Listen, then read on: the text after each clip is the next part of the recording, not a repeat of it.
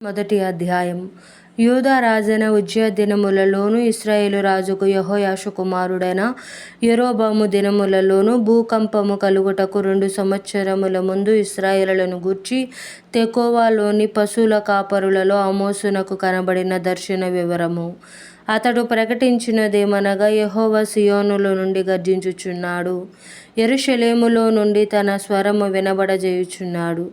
కాపరులు సంచరించు మేత భూములు దుఃఖించుచున్నవి, కర్మెలు శిఖరము ఎండిపోవుచున్నది. యెహోవా సెలవిచ్చినదేమనగా, దమస్కు 3 సార్లు 4 సార్లు చేసిన దోషములను బట్టి నేను తప్పకుండా దాన్ని శిక్షింతును.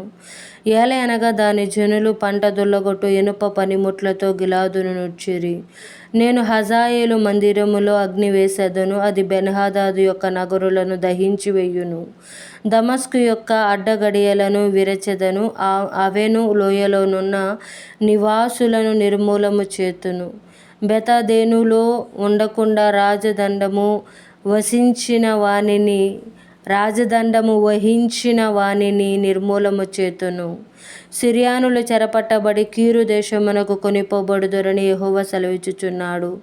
యెహోవా సెలవిచ్చినదేమనగా, గాజా 3 సార్లు 4 సార్లు చేసిన దోషమును బట్టి నేను తప్పకుండా దాన్ని శిక్షింతును. ఏలయనగా ఎదోము వారికి అప్పగింపవలెనని తాము చెరపట్టబడిన వారందరినీ కొనిపోయిరి. గాజా యొక్క ప్రాకారము మీద నేను అగ్ని వేసెదను, అది వారి నగరులను దహించివేయును. అష్డోదులో నివాసులను నిర్మూలము చేతును. అస్కలోనులో రాజదండము వహించిన వాడుండకుండా నిర్మూలము చేతును. ఇంకను శేషించియున్న ఫిలిష్తీయులను క్షయమగునట్లు నేను ఎక్రోనును మొత్తెదనని ప్రభువగు యెహోవా సెలవిచ్చుచున్నాడు. యెహోవా సెలవిచ్చినదేమనగా, తూరు 3 సార్లు 4 సార్లు చేసిన దోషమును బట్టి నేను తప్పకుండా దానిని శిక్షింతును. ఏలయనగా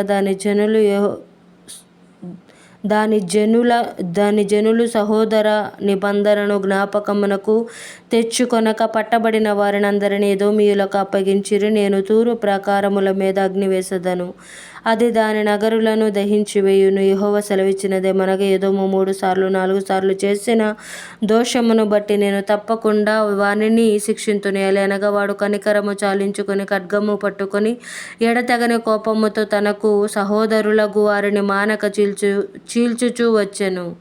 తేమాను మీద అగ్ని వేసెదను, అది బొస్రా యొక్క నగరులను దహించివేయును. యెహోవా సెలవిచ్చినదేమనగా, అమ్మోనీయులు 3 సార్లు 4 సార్లు చేసిన దోషములను బట్టి నేను తప్పకుండా వారిని శిక్షింతును.